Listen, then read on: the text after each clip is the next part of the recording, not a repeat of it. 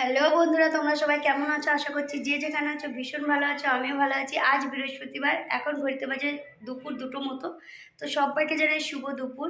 আমার পুজো দেওয়া কিন্তু আজ অনেকটা সকালে হয়ে গেছে, কিন্তু একটু ভিডিও করারও সময় পাইনি, কারণ আজকের দিনে আমার শাশুড়ির মা মারা গেছিলো। দেখতে দেখতে 2টি বছর হয়ে গেল, কিন্তু আমাদের বাড়ি কোনো অনুষ্ঠান হচ্ছে না। এই যে তিলকগুলো দেখছো, আমি গেছিলাম আমার ভাসুরের বাড়ি, তো সেখানে অনুষ্ঠানটা হচ্ছে।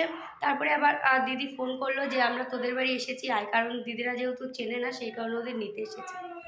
তো এই দেখো, এইটাই আমার পুচকু সোনা, আমার দিদির ছেলে। আমাকে চেনে না তো, এর জন্য সরে যাচ্ছে। আর এইটা আমার দিদি। কি বলছো বলো, ভালো করে বলো। আমবিট্টে, এটা আবার কি ভাষা?